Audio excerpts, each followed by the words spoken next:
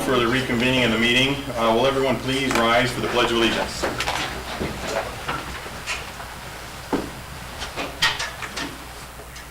I pledge allegiance to the flag of the United States of America and to the republic for which it stands, one nation, under God, indivisible, with liberty and justice for all.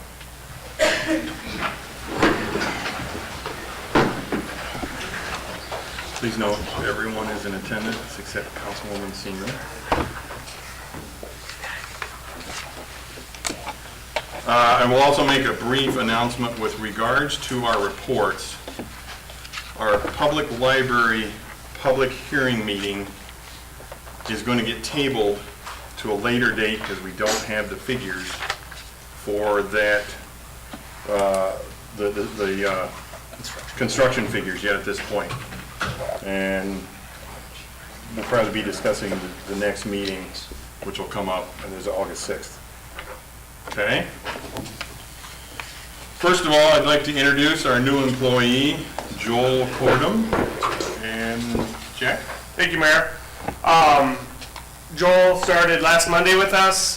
This is a recreation program specialist, run all the programs.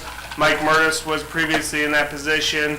Mike transitioned over, we had a retirement in the Parks Department. He transitioned over to the Parks Department, and this created the opening actually back in February, March. We had posted it, and it took some time, but I think good things happen to those who wait, so I think Joel's going to be a great hire. He's excited, he's enthusiastic, has some great ideas already, so I'll just introduce Joel, you can stand up. Thank you, Joel. That's Joel, and he's really light energy. I think you'll enjoy meeting him and working with him. Thanks for coming, Joel. Appreciate it. Okay. First item tonight is the consent agenda, which is approval of the minutes of the July 9th meeting, approval of bills and claims. On licenses and permits, we have a new 5-day special Class C liquor license with outdoor service for Carroll Young Professionals, Carroll Fest, August 11th, 2015. We have an appointment to the committee, commission, and boards, Christine Dirks, for the Parks, Recreation, and Cultural Advisory Board.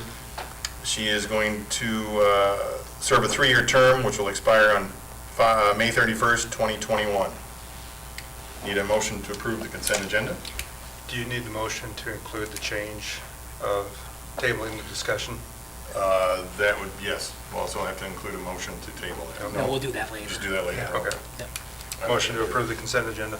Second. We have a motion and a second? Dirks? Yes. Fleischner? Yes. Haley? Yes. Bates? Yes. Cox? Yes. Motion's approved. Are there any oral requests and communications from the audience with items that are not on the agenda? If not, our next item is a proclamation, the National Night Out. Whereas the National Association of Town Watch is sponsoring the 35th Annual National Night Out event on Tuesday, August 7th, and whereas the City of Carroll Police Department work diligently throughout the year to prevent crime and create police-community partnerships, and whereas it is essential that all citizens of the City of Carroll be aware of the importance of crime prevention programs and the impact that their participation can have on reducing crime in the city, and whereas a celebration is planned at Graham Park on August 7th from 6 p.m. until 9 p.m., in which our local police, fire, and ambulance departments will be on hand for a night of games and food to create neighborhood camaraderie and make our community safer. Now therefore, I, Eric P. Jensen, Mayor of the City of Carroll, do by here proclaim the August 7th, 2018 as National Night Out 2018 in Carroll, Iowa.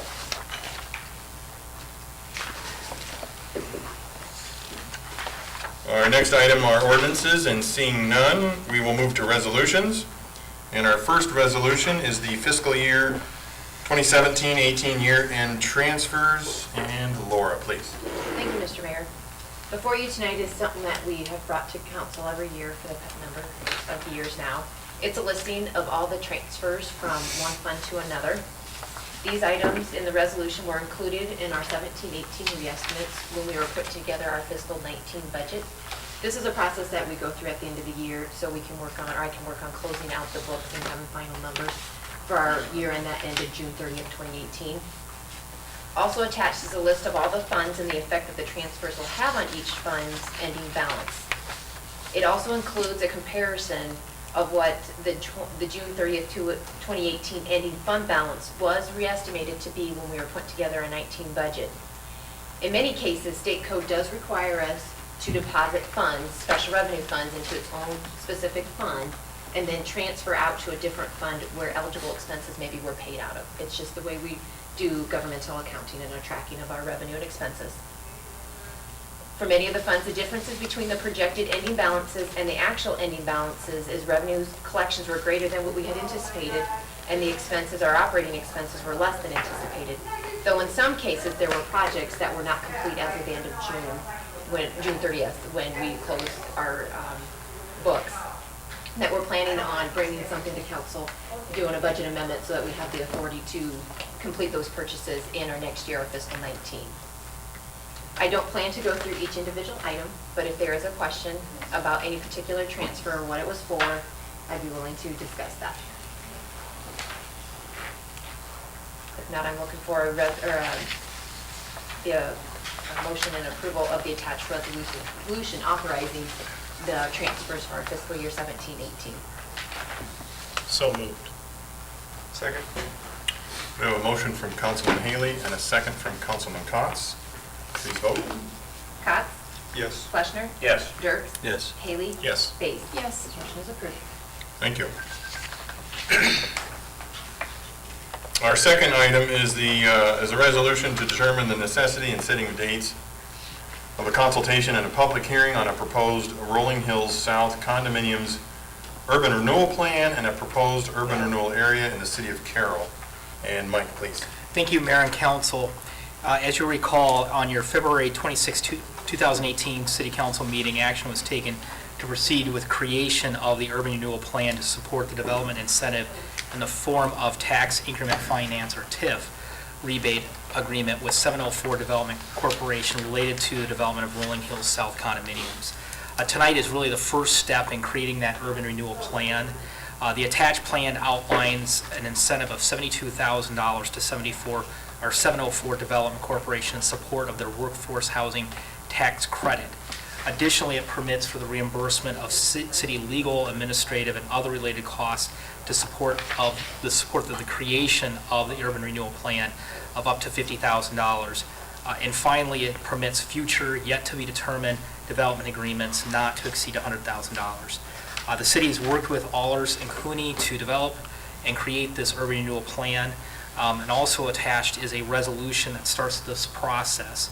This resolution accomplishes a number of legal requirements for this, including setting up for a consultation meeting with the affected taxing entities on July 31st at 11 a.m. with Carroll County and Carroll Community School Districts, setting up a public hearing on the plan for your August 27th meeting, and referring the proposed urban renewal plan to the Planning and Zoning Commission so they can review and make a recommendation on the plan's conformance with the general plan and development of the city as a whole. Upon approval, we will hold those consultation meetings and public hearings as required. And then in the future, after that is completed, we will be bringing forward an ordinance that will actually create the TIF district, and that will be brought up a later date based on just when it's appropriate, based on new development occurring. Additionally, staff intends to bring a draft of the development agreement to the council to review at your next meeting, and then we'll hold a public hearing with that, along with the urban renewal plan, at your August 27th meeting. With that, I recommend the council consider and approve the attached resolution setting the consultation and public hearing dates on the proposed Rolling Hills South condominium urban renewal plan for the Rolling Hills South condominium urban renewal area. I'd be happy to answer any questions the council has. Who's normally at that consultation meeting? Laura and myself, and that can be it. sometimes, but it's open to the county and the school district. County and school district, yeah. They can, but any citizen can come in and talk? Or is that's the meeting that's just? That's what the taxing The taxing, entities. okay, Yep. that's what I was saying, okay. Would you mind giving like a 30-second explanation of how that affects the county and community Carroll school districts and their taxation? Or a minute, whatever it takes. Well, with tax increment financing, when new value is created, there's, an increment is captured, and that increment is all taxes excluding debt and PEPAL at the school district level and debt at the city and county level. And that new increased value gets captured in the taxes that would otherwise then be generated, get diverted to the TIF district itself that will be created to pay that development incentive. Is there a set time limit for that, TIF? 10 Get us- years. It's just 10 years. Yes, That's set by the state. correct. Based on the type of district this is. We had them different lengths previously, but that changed in state code, did it not? Well, there's different links for different types of districts. This type of district's limited to 10 years.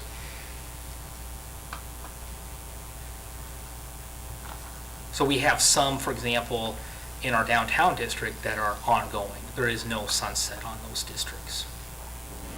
I see, just in the difference then in the type of tip zone, it's Yes. changes the They length don't time. allow no sunset anymore, do they? Again, if it is Blighted, if it's blighted, Oh, blighted, that's the yeah. word. So if it's blighted, there is no Yeah, sunset.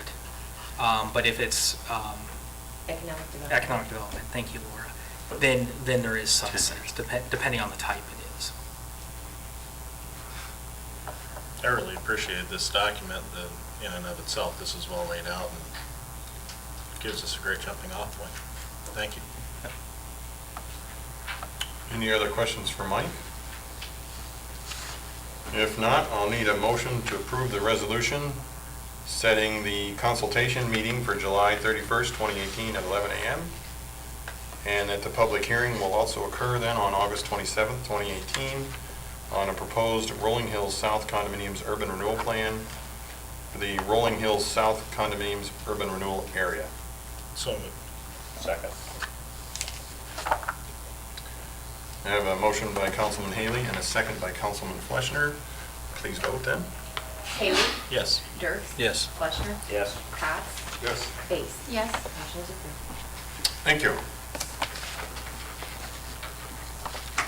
The last resolution is determining the necessity and setting the date of a consultation and public hearing on a proposed Carroll Park Apartments urban renewal plan for a proposed urban renewal area in the city of Carroll, Iowa. And Mike. Thank you, Mayor and Council. At your June 25th meeting, the council gave direction to the city staff to proceed with the creation of the urban renewal plan to support a development incentive in the form of a tax increment financing or TIF rebate agreement with Kenyon Hills Ridge LLC related to the development of Carroll Park Apartments project. Tonight is the first step in creating that urban renewal plan. The attached plan provides an incentive that will reimburse the developer the cost of installing public utilities and infrastructure for the development. JEO Consulting Group has completed an engineer's conceptual opinion of probable cost on the public utilities and estimated the public utilities will cost $493,000. The urban renewal plan itself specifies that a maximum incentive will be the certified cost as certified by an engineer up to $600,000, so whatever the maximum is, or the lowest of the two numbers there. Additionally, the plan permits reimbursement of city legal, administrative, and other related costs to support the development of the plan of up to $50,000. And finally, it permits, in the future, yet to be determined, development agreement of not in excess of $100,000. The city's been working with Allers Cooney to develop this urban renewal plan, and attached to this is a resolution that starts the process of approving the urban renewal plan. The resolution accomplishes a number of items, including setting up a consultation meeting with affected taxing entities on July 31st, 2018 at 11 a.m. with Carroll County and Carroll Community School Districts. It sets a public hearing for the proposed plan with the City Council on August 27th and refers the proposed urban renewal plan to the Planning and Zoning Commission for review and comment on the plan's conformance with the general plan and development of the city as a whole. Upon approval of attached resolution, we will hold those consultation meetings and the public hearing. Additionally, the council will need to take a number of actions, including passing an ordinance that would actually collect and authorize the collection of the TIF district itself. And additionally, it will need to adopt a development agreement with Kenyon Hills Ridge LLC. Staff intends to bring the draft development agreement to council at your August 6th meeting, and then set a public hearing for the August 27, 2018 meeting, the same night that the urban renewal plan public hearing will be considered. With that, staff is recommending council consider approval of the attached resolution setting the dates of the consultation and public hearing on the proposed Carroll Park Apartments urban renewal plan and the Carroll Park Apartments urban renewal area. With that, I'd be happy to answer any questions council has. This TIF is for the 30 unit plus the 8 condos It'd be for the entire development, so Okay. the 60 apartments. for both sections of land. Correct. Well, it's still just the west half that's initially being developed. There's 2 different phases that'll Right. occur, but in total, there are 60 apartment units and 16 duplex units. So where they're going to develop, so this is the whole development from street to street? No. It's just the It's west. just the west corner of that? It's just the Okay. western So then 60%. When and if they decide to develop the other half of that, then we would have to TIF that. We'd have to do the same thing. That's where I was going with my Yeah, question. that's what I thought you were Yeah. getting at, yeah. If such request would be. Would be made, yes, okay.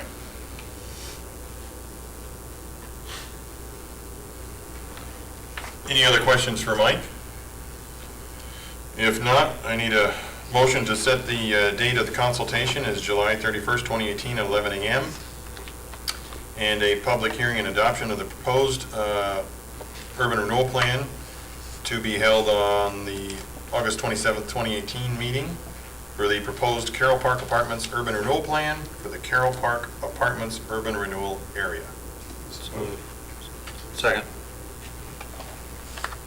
Who's first? Third. We have a motion from Councilman Dirks and a second from Councilman Fleischner. Please vote. Base? Yes. Fleshner? Yes. Dirks? Yes. Haley? Yes. Cots? Yes. Motion is approved. Thank you. Our first report this evening is the Northeast Park Master Plan presentation for 2018. Jack, please. Thank you, Mayor. This came from a plan you guys wanted for Northeast Park. It started with Kellen's Kingdom, the playground equipment. We are out to bid right now. We have ordered the playground equipment. It has been ordered. It's probably six to 8 weeks out. We should be getting that equipment. And that really kicked off this plan. We had 2 or 3 meetings with members, interested parties, people in the neighborhood there, New Hope, Rhonda Martin with New Hope, and just different parties were invited to these meetings, and we had good discussion, great ideas, and I feel that this has been brought forward. Shive Hattery, Craig Erickson with Shive Hattery, and his team put this plan together, and you did receive in your packet tonight the master plan, a phasing of the master plan, and cost estimates. And again, these cost estimates are that, they're estimates. As we get closer to developing this plan, in hopes, it's a 5, 10, 15-year plan. Things can be tweaked in between that time. So there's just a lot of things with this plan. But at this point, it's being brought forward to you for your recommendation, your approval. Parks and Rec Cultural Board did approve this without knowing the costs of the different components. With the plan itself, the map, they really thought it was interesting, great for that area, and bring some new life out there. So with that, I'd ask if you have any questions directly for me, or I would ask Craig to come on up. He has, you have all the slides, but he has this thing put up on the PowerPoint. on his computer, and everyone can see this. And Craig's been working with us for the last 13 years since I've been here. We've used Shive Hattery several different times on trails, and then this plan. The shelter house, is that going to be open air? Is that the perception is or the plan is? The shelter house down on the south side? Yes. Concession stands, restrooms, and then open area for a patio for picnic tables and tables and different things. We'll let that bulb get up to speed. Once again, my name is Craig Erickson. I'm with Shive Hattery. I want to thank Mr. Mayor, Council. Thanks for having me here tonight. My goal is to take you through the plan, explain it a little bit, maybe give some context, talk a little bit about the cost estimate and the reality of that. Certainly, as Jack said, this really came about with the impetus, with the vision for creating an accessible playground there, and then also, the growth of that into the desire to long-term have a miracle field. And rightly so, the city, recognized that if you're going to make those kinds of improvements in a park, that there needs to be a vision for that so that you get it right. So, if you look at this plan, I think it really does three things, and that is it gives you a location for the playground today. It will help with the guidance of a miracle field if that's the next major step. But it also becomes essentially a capital improvement planning tool for your staff as you move through this process. Whenever we create this kind of a plan for a park, we understand that this might be a 5, probably more like a 10, 15, 20-year plan. A lot of the communities I work with, the parks plans we create that are similar to this, maybe 20 years till they are realized. So as we talk through this plan, understanding that these are pieces you will pick off over time as they become priorities. And then especially as we look at the cost estimate, I always hesitate to call that a cost estimate because it's almost like having a menu at a restaurant in that you really only are concerned about the cost of whatever you're picking off today. You don't really add them up and say it cost me $2,000 at this restaurant. You're really worried about the $50 steak. And you make different choices, and as you go, you may or may not ever get to the end of what this quote-unquote cost estimate. It's really an a la carte menu that as you start to pick off pieces, your staff can say, well, we want to do this entire trail around here, and that's approximately a $200,000 project. Let's start talking about how we get that worked into a capital improvement plan, and or looking at other funding streams, donations, grants, those kinds of things. So that's really the long-term vision. I'm going to step over to the map and just point a few things out. I hope everybody can still hear me. We'll kind of go over this vision. But in this map, north is on your right, south is on your left. So this is the senior facility there. This is the existing parking lot and existing shelter up on the north end, just for orientation. Working through the group, it became clear that the south end was really the more desirable place to have the playground and all the accessible facilities.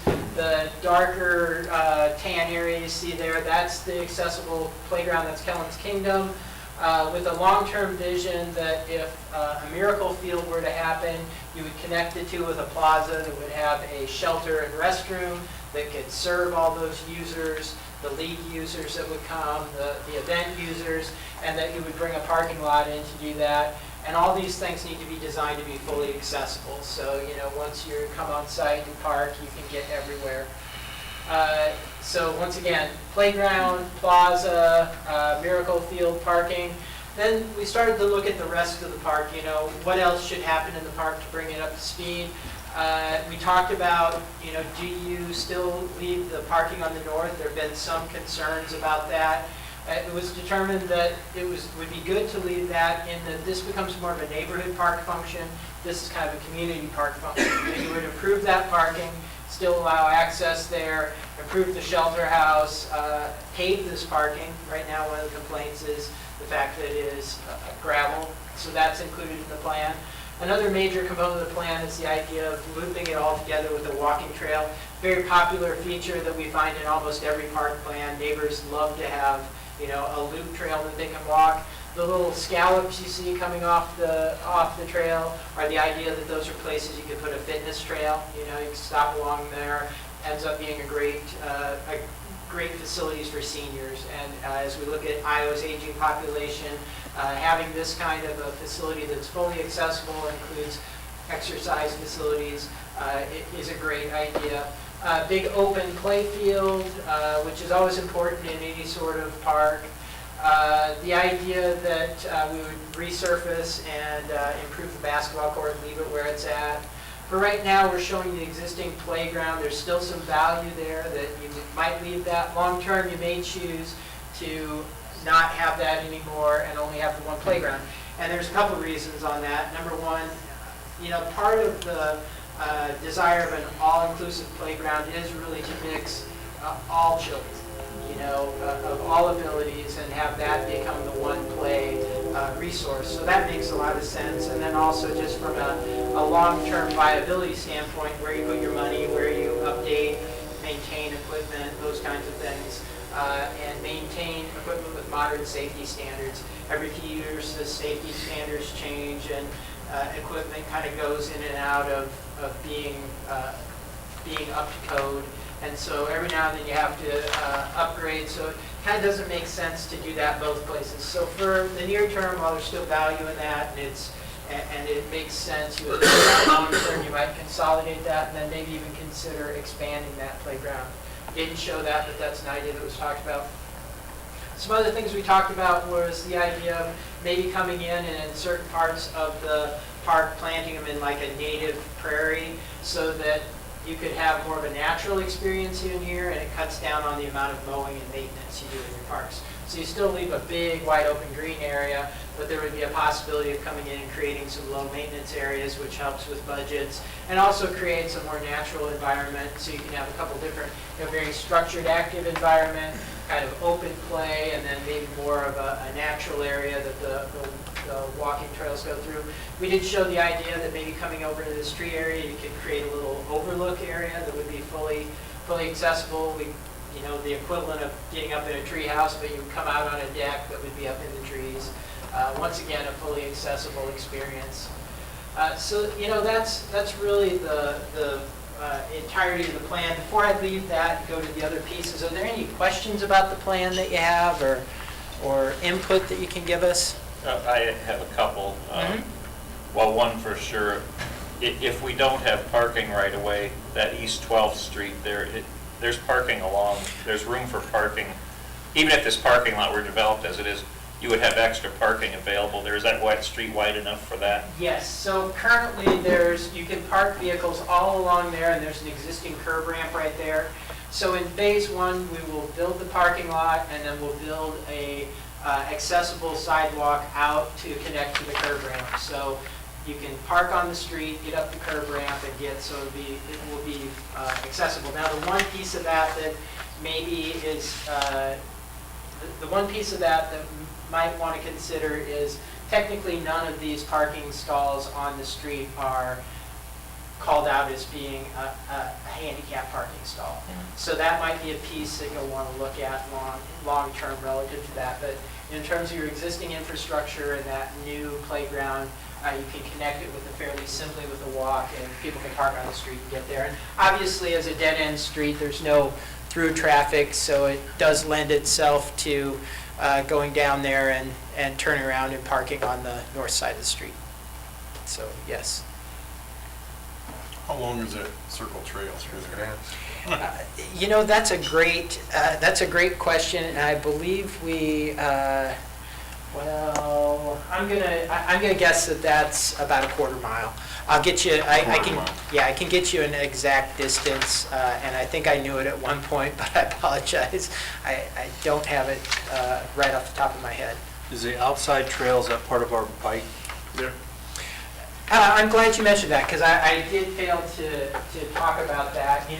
We did show this as the regional trail system, the through route.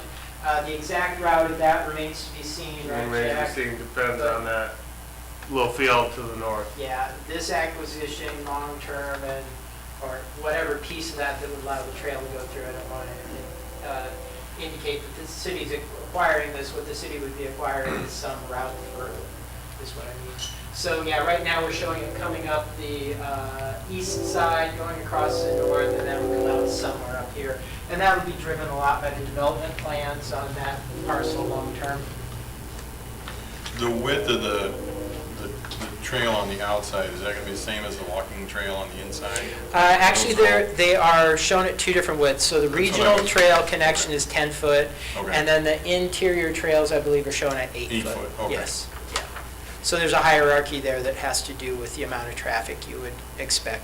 And, you know, when you get down to the implementation of those are some of the decisions you'll make relative to budgeting.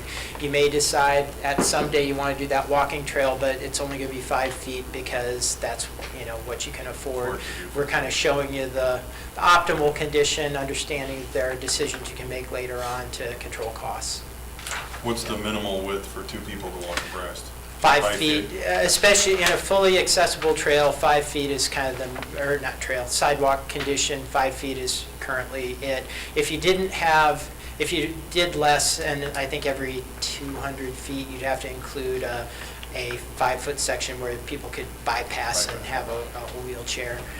So that's the current thought, but, you know, if at all you can afford it anymore, you know how that goes, even in municipal sidewalks. You know, when we grew up, you probably had a 3-foot sidewalk, then they went to 4, and now 5's kind of a standard with, you know, people passing and, you know, wheelchairs, kids on bikes, all those kinds of things. In the same way that, you know, when trails first hit the state of Iowa, they were built at 8 foot wide, and now, you know, everybody would look at you like you're crazy if you built an 8-foot trail. 10's the minimum, and 12 is really the new standard based on mixed-use trails and people passing each other in bikes and strollers and all that sort of stuff. So that's the evolution, certainly. Hey, Jack, up on the northeast where we just did those, up by St. John's and Fairview, those are 10? 10. Yeah. One little section's 8 foot, but most Yeah. of it's 10. Most, all of it's Yeah. 10 now. Yeah. And hopefully at next meeting, we'll have a proposal from Shive to do the next phase of the Okay. trail system. So I won't spend much time on this graphic. What we did, for the purposes of helping break costs into logical chunks, we just said, okay, we're going to give you some costs on what the playground's going to cost. We think it's very likely that you might put the shelter and restroom in as a project. If the Miracle Field goes, this is what it's going to cost, and then you're going to have to build parking, and then we kind of lumped everything else. In truth, you're going to pick different priorities, and you'll pull the different bits and pieces that we give you in terms of costs, and you use that to do your planning. We just kind of did big picture to throw them into logical chunks so you could think about them that way. So that's really the deal there. And then, you know, this estimate, which really is more a la carte, you know, we show a subtotal, but like I said, that's like totaling up a menu in a restaurant. You don't really do that. You're going to take bits and pieces of this, and you're going to look at that. You can also see that, you know, there are big numbers in something like a Miracle Field. So, you know, that's very intensive construction. It's all fully accessible surfacing. The price tag on a basic Miracle Field is $500,000. The implication here is not that these are all directly city costs. These are planning costs. Any of these things may be some combination of city funds.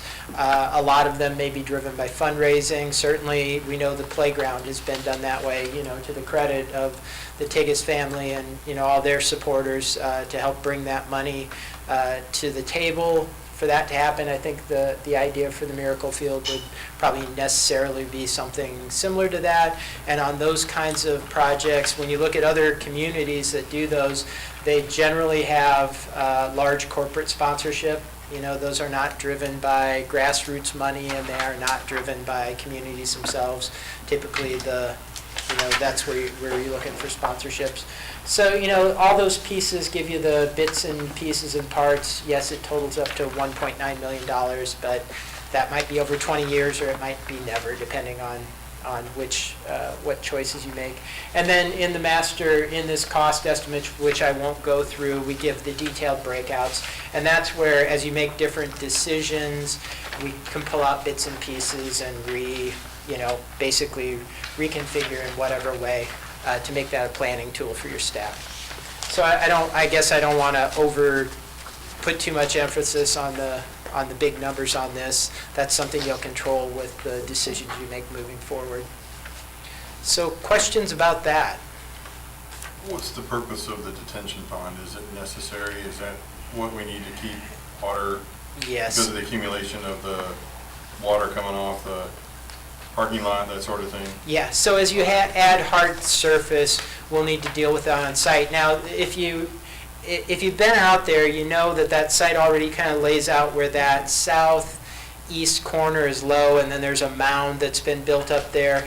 We would basically just work with the existing drainage patterns. We'd enlarge that basin as necessary. That mound would probably get smoothed out to be part of the fill for the Miracle Field.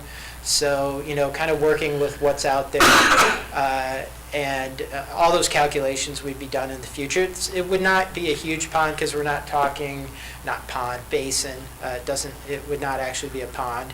It would just be a detention basin. Wouldn't have to be a huge one because we're not talking about big, this isn't the Walmart parking lot. This is a modest-sized parking lot, a couple playgrounds, a few walkways. So it's not a very large facility.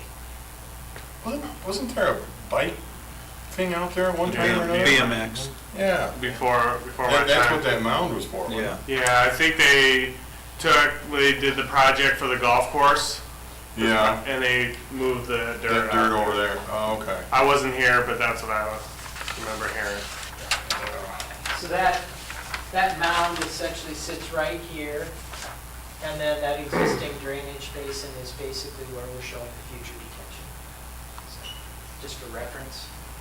Well, will that be dug out? You put a liner in that? Or? No, so the intent would not be to have a wet bottom pond or Oh, permanent storage. The intent would be to just detain it there long enough to control the release rate and have any of the pollutants settle out there and then release it. So we would size that to be consistent with good engineering practices and state and federal law in terms of how long we retain that water there, and then we'd let it go. So basically you create a big enough bathtub to hold it with a small outlet is what it comes down to, and then it drains out over time. But like I said, given what we're doing out there, this isn't a big area that we're talking about. It's probably, 50 by 100 feet at most to be able to deal with the water out there. Is there any water that sits out there at present? I haven't seen any out there. But I don't think so. What about like heavy rains or anything? We don't have anything like that? No. You can see It's that like- that bottom area there gets damp, based Yeah. on the kinds of plants in there, but no evidence that it's just sitting there. Yeah. Yeah. Jeff lives there. That's his backyard. He Oh, says nothing.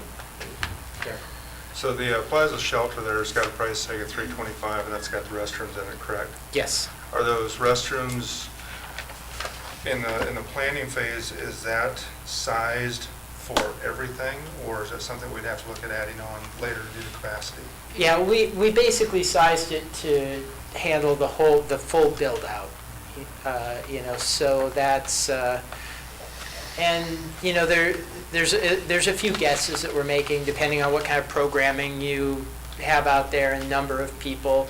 I think, I couldn't tell you offhand what we accommodated, but the other thing about restroom planning, and I'm sure you've heard this before, but, the concept of going in and creating a men's side with like 3 fixtures and a women's side with 4 fixtures, that really is a very difficult deal anymore. We tend to, my guess is what we probably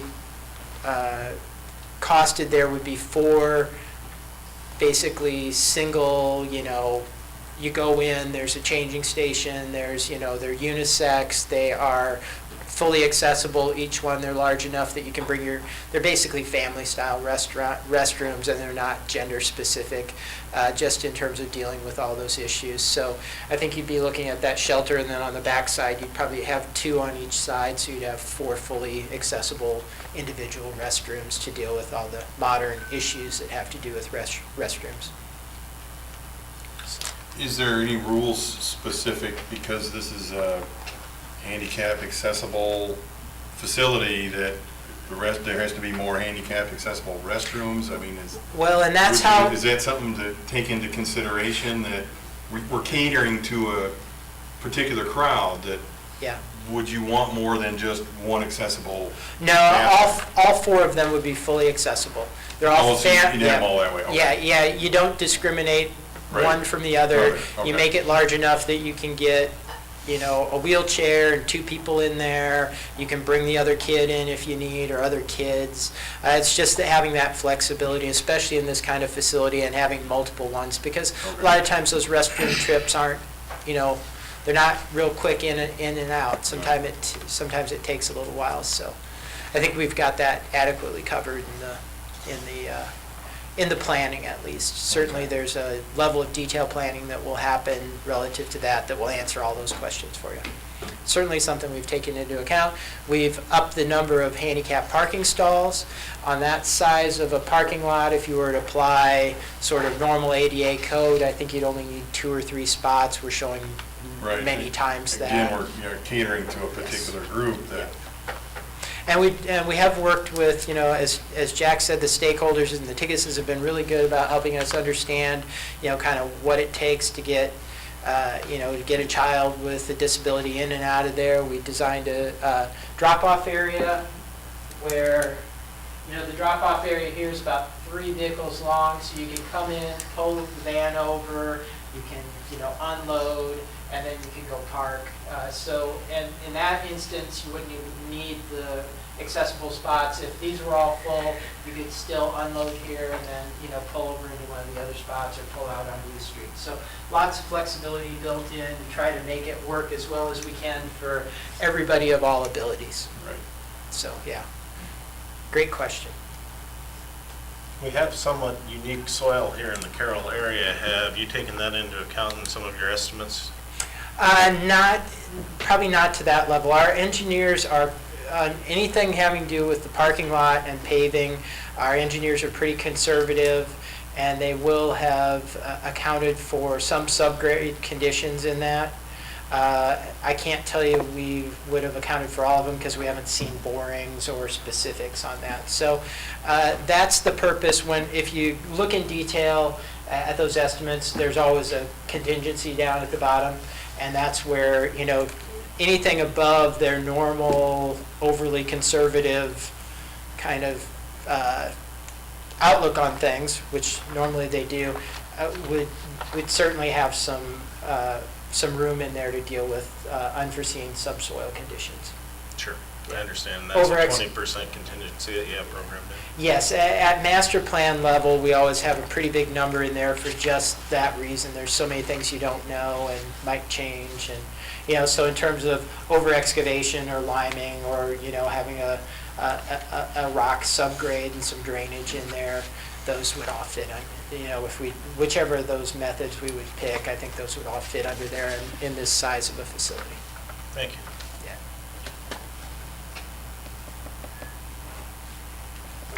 Craig, have you, this is off the topic a little bit, but have you, are you familiar with the National Fitness Campaign, which is it's a piece of exercise equipment that's in parks around the country? Have you ever heard of that? I'm familiar with a lot of programs like that, but maybe not that. I haven't heard it called. Can you give me an example of a place that might have a park like this that might have a similar?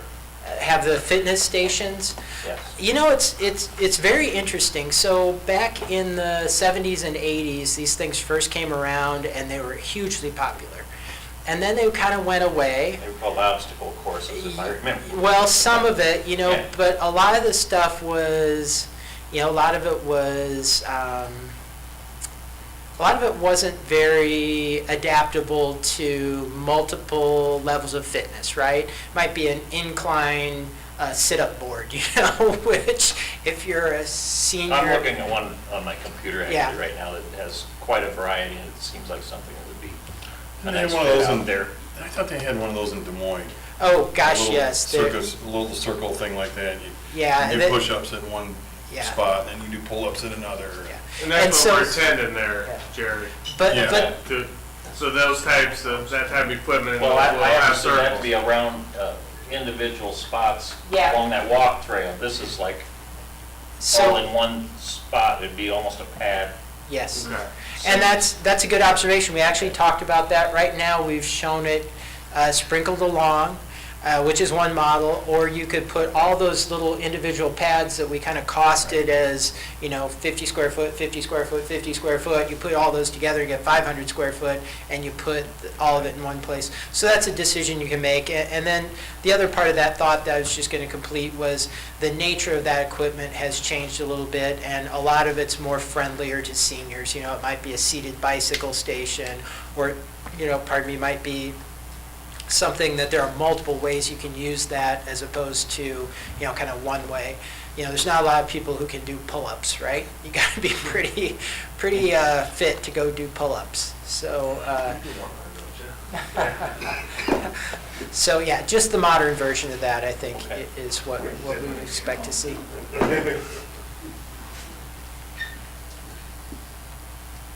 Well, it looks like it was designed fairly, that looks completely off what I never thought of something like that. That looks really good. I like the way that looks and flows together.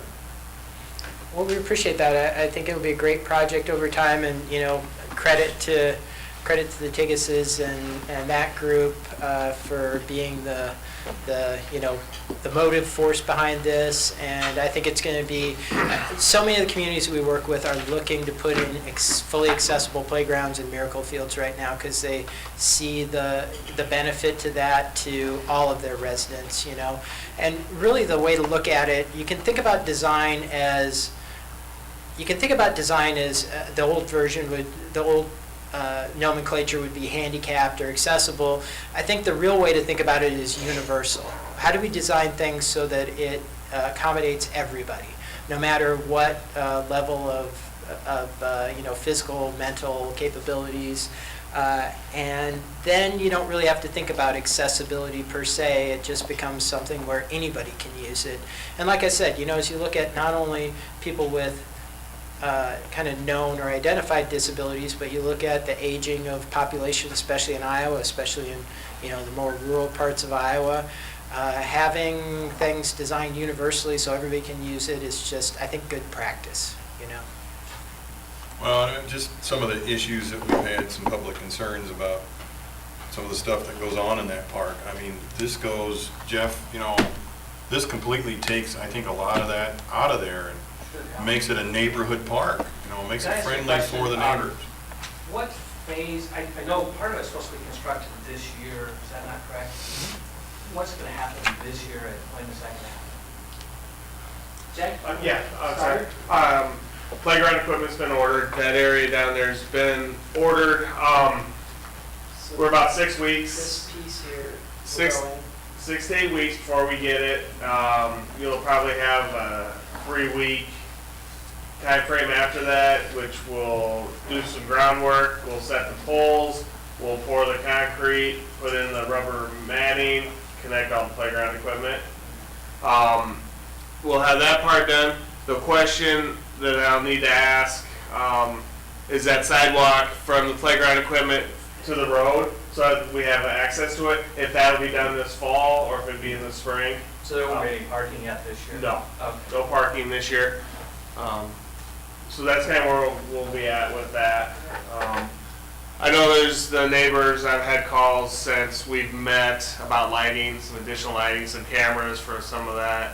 Not a tremendous amount of calls, but that's still a concern. And one of the questions I believe Clay asked several meetings ago, was to report back. I don't think Brad's probably at that point. Let me put you on the spot. But to report, if we've had more problems, less problems. But I think we're going to add lighting as this project goes. When we do these different things, you'll see lighting.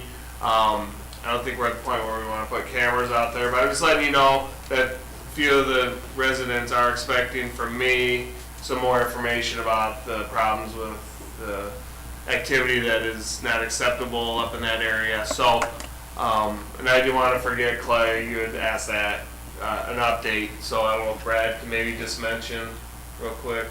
As long as you guys have it on your minds and are working at it to help make things as good as we can, that's what's important in my mind. We're doing that. Brad and I talk regularly on this issue, and we get visits, so. I don't we need you address- I'll need you on the spot tonight, I just need Yeah. you to keep working at it to make sure we do Right. move the needle to make it better. And I've got to believe with plans such as this, as we see an increase in traffic to the park, that should naturally help with the situation as well. Yeah, well, Mr. Mayor, to your point, in a previous lifetime, I designed Grays Lake Bridge, the trail around Grays Lake. That's where it was, because If it was when I was living in Des Moines in the early 90s. Yeah, so if any of you had been to Grays Lake prior to the bridge and the trail being there, literally where that bridge falls on the east side was a meth lab when we built it. You would go over there and you would, now, not that you have any problems, anything like that, but the second you put people in there doing active things that they're supposed to do, that stuff goes away. So that park, which, at one time literally the police in Des Moines would tell you shouldn't be in Grays Lake after dark. Now it's a 24-hour park. The entire trail network is lit, and you'll see people running or biking on that trail 24 hours a day. So, bringing things out into daylight is the way you discourage any of those kinds of things. So improving the park, getting people in it, it will do exactly what you had mentioned.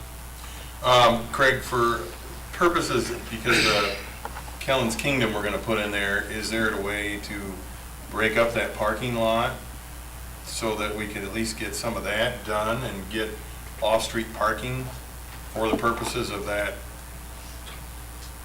the playground until the Miracle Field gets going, or Yes. would you want to just do it all at one time? Well, it doesn't show up here, but there's a version of this where we actually show kind of a little, and maybe it shows just a little bit there, but there's a version of this where we show like, an end to that parking lot, where you'd bring it in and you'd build parking along there, and then this little bit of sidewalk that relates to that. So you could literally, if you chose to prioritize it and find some money to do so, you could build that much and have a off-street parking, fully accessible, and that could be done as a Phase 1A very easily. Okay. And it's set up for that. And I think we could do that without having to do all the rest of the improvements like the stormwater management. You wouldn't have to do and the stuff. detention pond if you did that smaller portion. I don't think so. I think we could probably be creative about how we dealt with that on site without doing a ton of other work, And you'll notice in the estimates, we do have money put in for lighting, lighting the parking lot to kind of use standards, and then other lighting just for security lighting, 1 or 2 poles so that you can see in there, and it's, it's not attractive to be in there after dark, essentially. Were there any ash borer trees up there? Ash trees? Yeah, one that we need to take out, Okay. so that's gonna be nice. Yeah, We're looking today, there's 3 or 4 evergreens that are close to that area, but we're gonna be able to save them, but there is there's one smaller tree that's right in the middle of the playground. Right now, the playground fits into an area. Now, when you do parking, you're gonna have to take out more, because it, kind of makes a strip across there. But to keep those trees, it started to push it so far north that, number one, it's gonna increase your costs. You're gonna have to build more paving to it.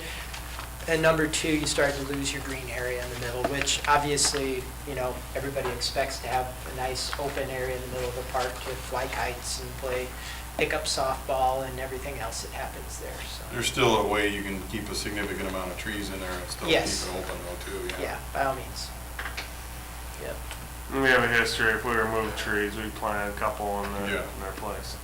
Which, given the ash issue that you just talked about, there's actually a lot of the park down in here, there's been a really good effort to have diversity. So there's aspen and then a lot of evergreen, and there's oaks in here.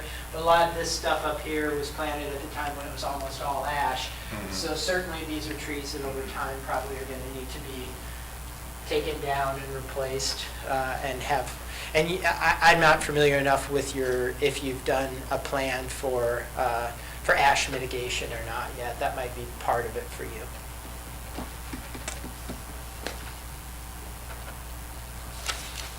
Any other questions for Craig or Jack? All right, well, I certainly Thank you, appreciate Craig. your time here this evening, and let us know, if you have any other questions, just have Jack get them to us, and we'll answer them for you.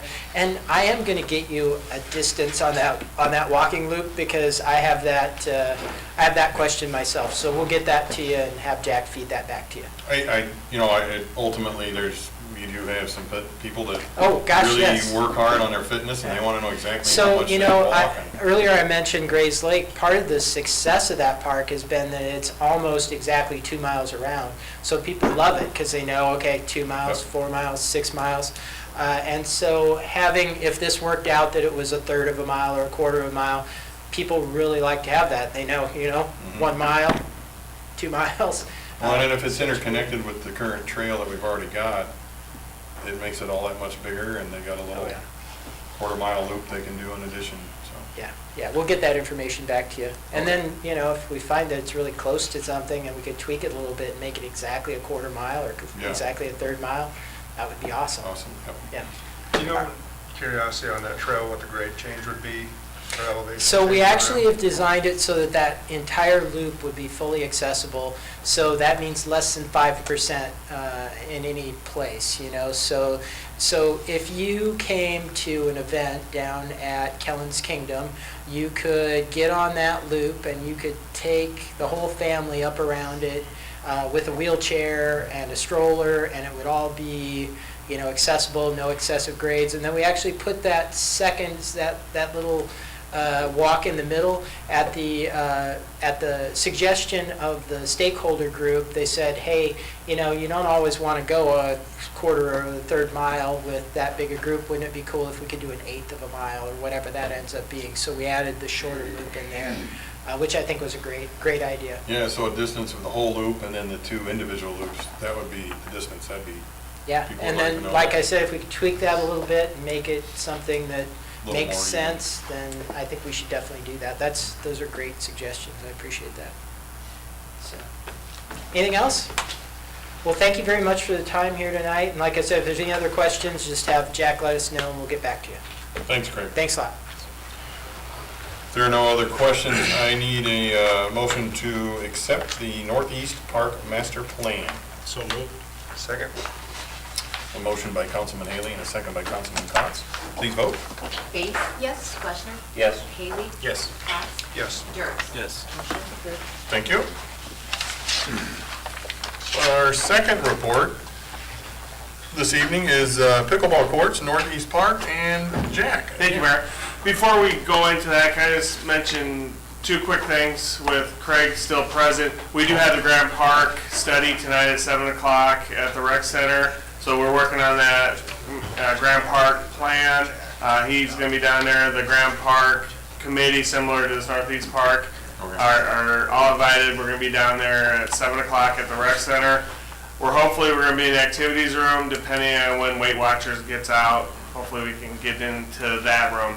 And then the second thing was, we had a proposal. I didn't put it on the agenda. Craig and I need to tweak it, but we are going to hopefully work with Shive on the cemetery museum. We have that area down. It's not ADA compliant. We need to have, if we're gonna have that building, we're gonna have to make some modifications to make that ADA compliant. And at the same time, hopefully work with them to have a conceptual drawing of what the restroom building could look like. So you can just have an overhead view, see how the restrooms and everything would set up with that plan. So just FYI, that should be at the next meeting. Okay. Okay. Bid opening for pickleball courts. Well, unfortunately, we did not have any bids at the time of the bid opening. The budget, when we talked about this a year and a half or so ago, we anticipated about $175,000. FEH, we worked with FEH in Sioux City. Their pre-bid estimate was $225,000. And the day of the bid opening, we did not have any bids. And on the back of this, you saw Ron Speckman with FEH, what he thought some of the reasons were when he talked with the contractors. 3 contractors brought out the plans, took the plans. The big thing was the asphalt. Getting someone this late in the year, this small of a project to do asphalt. So I don't believe the bidders, contractors actually got any bids back. So when they, in order to estimate that, they would probably have to estimate a little bit higher to make sure they cover their costs. And the other concern was having to dig out the 42 inches, 48 inches, whatever that was. That seemed like a big expense. So I don't think you would have saw bids at $225,000. So it would have been a little bit higher. So we did not receive bids. I gave everyone three, what I considered three ideas. Moving forward, council, you can decide any of these options, or the other option is just not do the project. But the first one was rebid the same project as is in January, February. This will allow more time for the asphalt companies to submit bids to the general contractor. Second would be the redesign with reinforced concrete to allow more local contractors in the area to submit bids to the contractors. And then the third option, this really came up last week when the contractor came up from Omaha to repaint, fill in the bird baths at the tennis courts in Grant Park, fill in the cracks and repaint them. If you haven't been by, please stop down. They look great. And again, that project at Grant Park is this isn't going to be a 20-year fix. This will be about a 5-6 year fix. Hopefully, get us to a point where we redo it, take out the asphalt and redo it at that point. But back to this. I brought him over there, the contractor, showed him the facility, the area, and he has worked on similar projects at similar places, and where they had asphalt, cracked asphalt, you have the stains coming through. Take reinforced 5-inch of post-tension concrete right on top of the facility. I called Ron Speckman with FEH. They weren't necessarily familiar with this process. He needs a little bit more time to research it. He has talked to the contractor that did Grant Park. But if they're going to make a recommendation like this, we need some more time to let them do that research. So hopefully, if you do I won't say that. I would just say, this might be the best cost estimate is number C. If we do this, the one thing, the sidewalk, the handicap, or the parking stalls would not be included. This person would not do that type of work. So that would have to be outside the project. If you decide you want to remove the lighting at that point, that would be another expense. But this type and this individual has worked, has done this work. C. So Well, July, I guess I would look at it, and, maybe give us that information and see if that's a different price than yeah.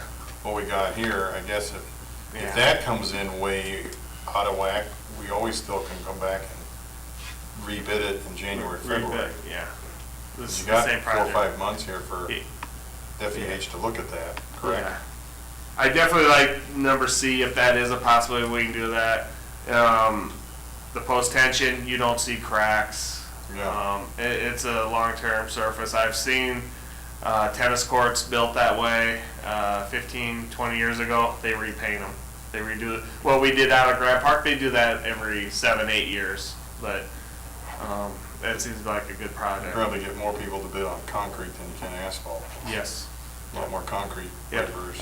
And being a tennis player, we prefer asphalt because the heat doesn't come off the concrete. Is bad. Asphalt is not, the heat's not as bad on the courts, and it's easier on your joints than concrete, but concrete lasts a lot longer. It's a lot better product long term. Craig? Can I jump in and help? I just want to help a little bit. Sports courts are one of the things that we do quite a bit of. So option B, reinforced concrete, is really not an option because it will move and you'll hate it. Yeah. So option A or option C are fine. Option C is very good, 30-year life out of that. But it's not a safe assumption that you're going to get more local concrete contractors to bid it because post-tension concrete's a very specialty thing. Oh, that's more, okay. Yeah, we've designed and bid some courts like that, and we actually have contractors coming out of California and places like that to build them. So be careful about that, but you do get a superior product. We've heard conflicting things from the industry. Some of those guys tell us it's the same cost as asphalt, but when it's all said and done, it's not. But in terms of the superiority of the product, it may be worth the investment. So you may or may not get more bidding interest because it is very specialized. Yeah. So something to consider, but it is a great product. You're saying it's more expensive than asphalt? Yes, it will be. Okay. Yeah. But you know, as Jack said, rather than a 15-year life, you can get 30 plus out of that, and they're awesome courts. So just something to do. What does post-tension refer to? So what happens is you pour the concrete with sleeves and cables through it, and then when the concrete hits a certain degree of cure, you start tensioning the cables. And what that does is it puts the concrete in compression, and so it makes concrete very strong to put it in compression. And what it does is it will still crack, but the cracks won't separate at all. So you know what, in a normal concrete slab might crack and then move, and you might have a gap that big. That crack in a post-tension slab will be there, and you can see it, but it will not move at all. It will be a hairline crack. Isn't that stuff was in that bridge that collapsed down in Florida? There's Wasn't that post-tension? lots of post-tensioning in Yeah. concrete structures, so it can be in bridges. This will be on the ground, so we're good. This will be on the ground. And with that, the gentleman that was here last week, he has a contractor that does the post-tension. But yeah, Omaha's about the closest we know around here with post-tension. Okay. So I No, that's good. Sorry. Completely separate than just sports courts though, right? What's that? They're different. Sports courts are different than this post-tension, Yes. right? Sports courts is a broad generality, and there's a million different ways to construct them. This is one, that's just one technique. So with these options, one thing we'd be looking at is maybe higher costs with the post-tension concrete, but you don't have all the dragging out the old asphalt and everything else. Yeah. So that would offset the cost potentially. Yeah. Do we have to worry about the soil when we do option C? That's what FEH is researching.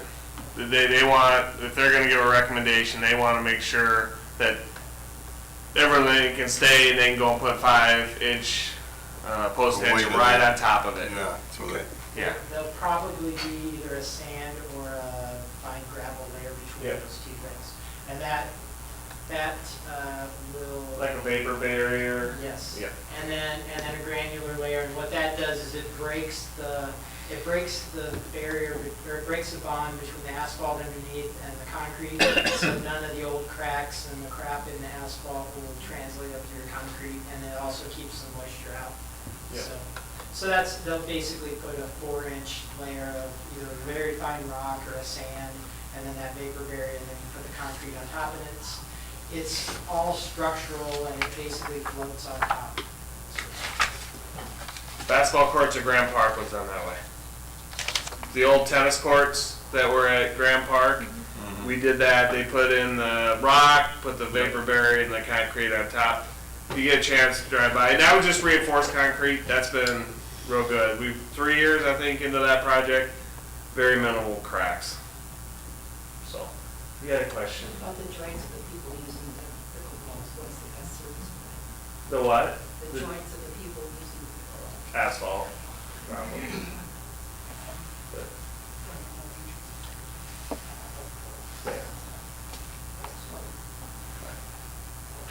So,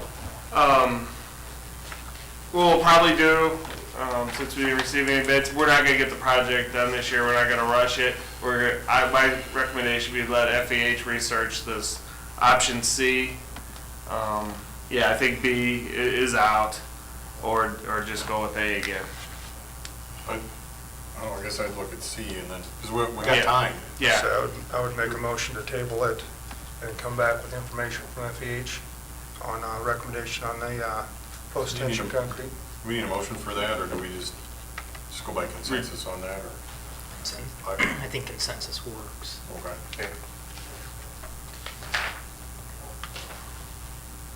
Okay, Okay, thank you. thanks, Mike.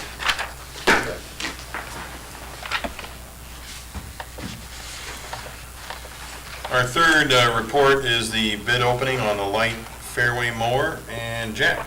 Thank you, Mayor.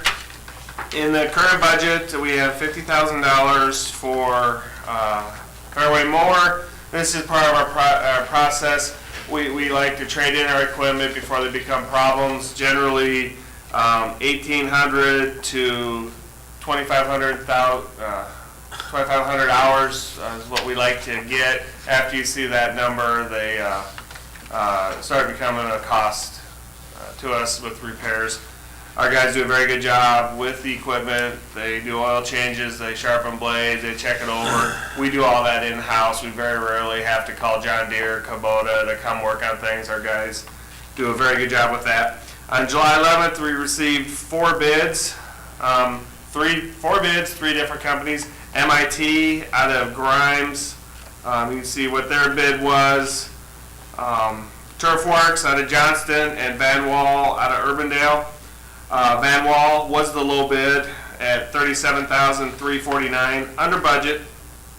And then also, if you remember last time we did a mower bid, we talked about the VGM club membership. We bought that. We're a member of that. VGM will cut a check back to us after the purchase of $1,016.98. So that'll be just deposited in the golf course revenue part. And then our trade-in mower was in 2011. Several months ago, it was 1,755 hours. It's increased since then. Been mowing a lot. So, picture of the mower on the back. You can see what those look like. If you have any questions, I can certainly answer, but otherwise I'd look to have this approved from council. Any questions for Jack? And if not, I'll need a motion to approve the bid from Van Wall Equipment, Urbandale, Iowa, for a final cost of $37,349. So moved. Second. I have a motion by Councilman Fleischner and a second by Councilman Kotz. No further discussion, we'll go ahead and vote. Fleischner? Yes. Haley? Yes. Cots? Yes. Bates? Yes. Jerks? Yes. Motion is approved. Thank you. The fourth item is the funding request for the City of Carroll's 150th celebration. And Mike, please. Thank you, Mayor and Council. The City of Carroll will be celebrating its sesquicentennial in 2019. There's been some initial discussions between city staff and chamber staff about how to mark the occasion, and we're tentatively looking at July 19th through the 21st in 2019 for that event. This date was selected in part to miss other celebrations and community events in the area. Chamber and city staff are looking to form an independent committee that will run the event, including fundraising. And while a budget hasn't been set, we are looking to get items moving off the ground. And so it's suggested the city make an initial contribution and commitment so work can begin in securing entertainment and vendors for the weekend. This fundraising from the city will be utilized to support costs that typically are not funded through sponsorships, including sanitation, deposits, etc. It's requested that the city consider contributing $40,000 to this event.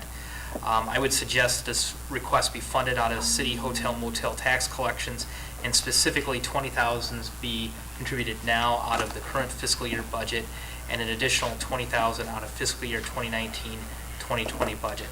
This would be a one-time direct allocation to the committee, and I did include in the packet an updated summary of the hotel motel tax collection for the council's reference.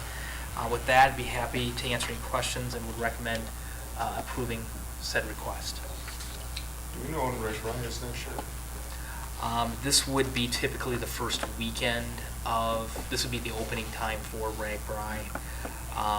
But again, looking at events, we wouldn't expect RAGBRAI to follow the same course they typically would either go north or south of here at this point. I know we put in, didn't we sign the papers a while back to do it again sometime?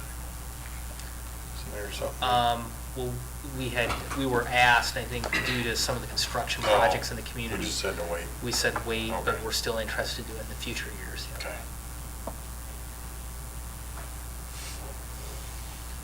Any other questions for Mike? Oh, sorry. Go ahead. I'm reading their letter, they didn't really, did they mention it, how they came up with their figure? Or what? I think really one of the big drivers is kind of entertainment. And based on the entertainment, they think So with their experience, they know that's what it will likely cost? to get some bands, yep. Okay. So the initial 20,000 is available now, Correct. and the other 20,000 comes available when? July 1 of next year. Will that be early enough for them? Yes.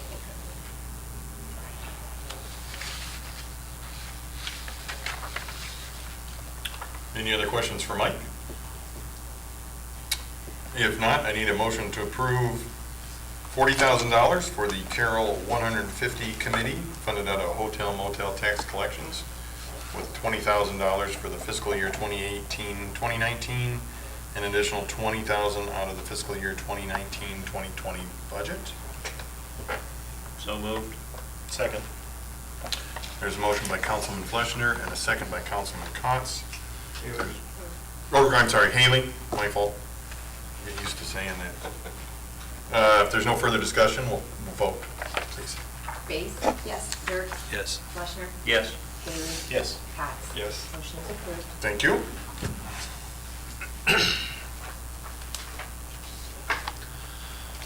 Our fifth item on reports is to waive the purchasing policy, number 501, for the purchase of cable cast equipment for the Carroll Area Access Television Station. And Mike? Thank you, Mayor and Council. As you are aware, the current cable cast equipment for Cat 6 is over 15 years old and is in need of replacement. Additionally, the city has received notice from the manufacturer that the equipment will no longer be under maintenance or support in the near future. As you know, Cat 6 is a broadcast that's ran by the city of Carroll. It runs on both Mediacom Channel 6, also digital 97.2 on Mediacom, and then in both Carroll and Glidden, as well as Western Iowa Networks on Channel 46 in Carroll, Westide, Breda, and Litterdale. Cat 6 broadcasts the city council meetings, school board meetings, county board of supervisor meetings, along with several other local programming. For some time, Jason Lamberts from Cat 6 has been researching various options for replacing the equipment, and in the end, after reviewing several products and talking with other cities who operate channels like Cat 6, is recommending the purchase of tightrope cable cast equipment to replace our current system.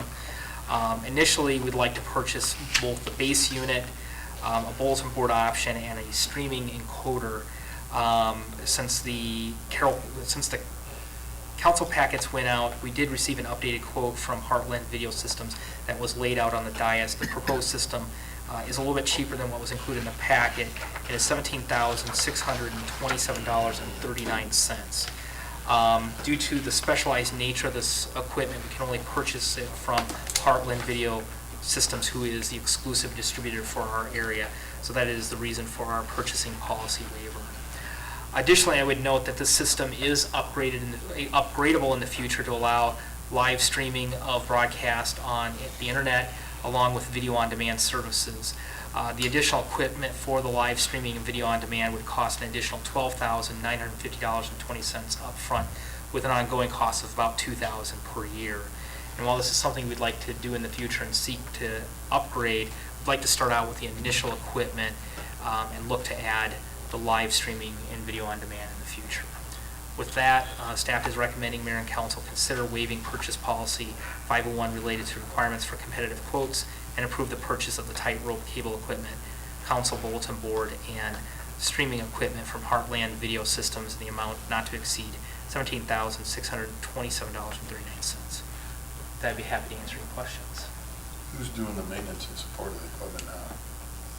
Is it the same? No, it's a different different firm altogether. So Heartland, they'll be able to service it, is what I understand. Okay. Yeah.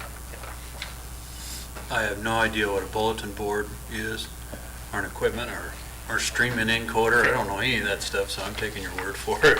And so, you know, Do you? Well, I know what the encoder is, that's what gives the signal, the code to get that out. But other than that, I don't know what the bulletin board is. So the three pieces of equipment, the cable Like a class, server. the cable Yeah, cast that's server. flex server is what stores the video and then broadcasts it. The bulletin board is a system that runs between programs and has different community messages and winter Oh, programs. so like a air, bulletin board. Just like a bulletin board. Oh, I get it now. Oh, The streaming equipment would allow us in the future to go like at the school board, the county board of supervisors, and the council to actually be on the air live Oh. remotely, where today only the city council meetings are live. In the future, we could look to do all those programs live, and especially with us moving, and in the interim, this would allow us to continue to be broadcasting the council meetings live. Hey, Mike, is there any cost sharing with the school board or the county with this at all? Well, this is, typically, we take this out of PEG fees, so this gets paid for by the cable franchise agreement, so that's how it gets funded. that's what we did those, we changed that a while Right, back. okay. Now, Right. yeah. A couple percent. Right. Because Jason had told us that somewhere down there, we're gonna have to do this, upgrade this equipment. Good point, I I should think have with pointed that out. All this stuff that we got going on, how we're gonna move things around, this would be the time to do it. Yeah.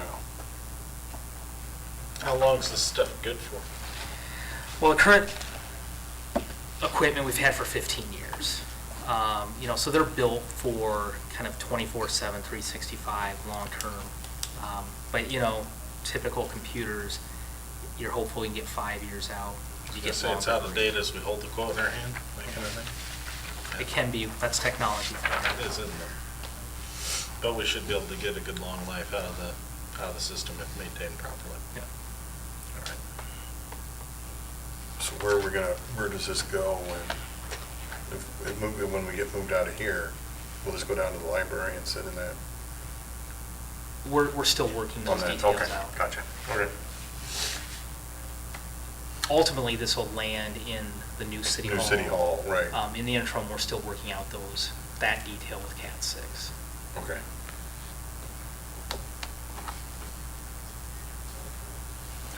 What was that? Figure 17, 16, 7, 39, I'll just make sure I put that in there. Any other questions for Mike? If not, I need a motion to waive the purchase policy number 501 with relation to the requirement for competitive quotes and approve the purchase of the tightrope cable equipment, the Carousel bulletin board, and the Niagara Go Stream mini equipment from Heartland Video Systems in the amount not to exceed $17,627.39. So moved. Second. Got a motion by Councilman Fleischner and a second by Councilman Kotz. That No was other- Cots this time. Yeah, I got it. Just checking. I want to give you some time for it to sink in. That's why I looked over there. If there are no other questions, we'll go ahead and vote, please. Dirks? Yes. Fleischner? Yes. Bates? Yes. Haley? Yes. Cox? Yes. Motion is approved. Thank you. The sixth item on the reports is to move the regular August 13th, 2018 meeting for the city council to August 6th, 2018. And Mike? Thank you, Mayor and Council. To accommodate the public hearing on the plan specification and contracts for the library city hall project, it is requested the council consider moving its regular August 13th, 2018 city council meeting to August 6th of 2018. From staff's perspective, we don't have any business items that cannot be moved and accommodated. Additionally, this would allow us to kind of keep the library city hall project on a good schedule. So with that, we ask that the council consider approving a motion to move the regular August 13, 2018 meeting to August 6, 2018 at 5:15 PM to be held in the Farner Government Building. With that, I'd be happy to answer any questions. Has the council been consulted? Is this Yes. amicable to all? And it does work for all council members. Or we could just add one instead of move it. Well, and I think we were considering this is a 5 Tuesday month. Somewhere you're going to have a 3-week break. Yeah. So it's either 3 weeks now or 3 weeks after the next meeting. So it made sense from our perspective. Hopefully we get those figures July 31st. Correct. Yeah. So, I'll look for a motion to move the regular meeting from August 13th, 2018 to August 6th, 2018 at 5:15 in the Farner Government Building. So, Second.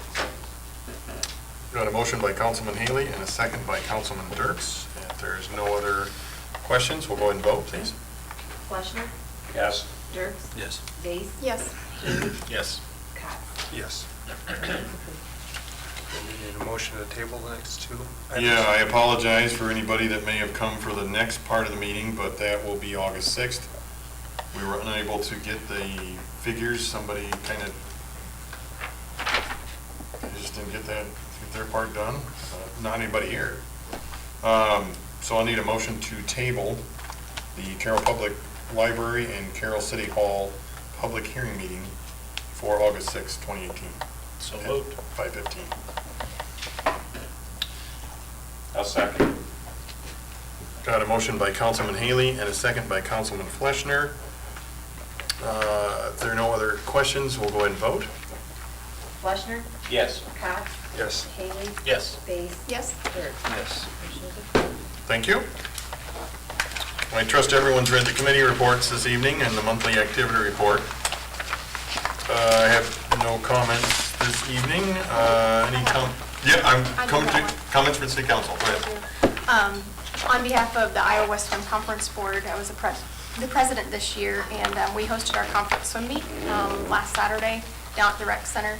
And I just wanted to let you guys say thank you to the city for letting us use that facility. We had over 700 people pay admission to get into that event. In addition, all of the swimmers as well.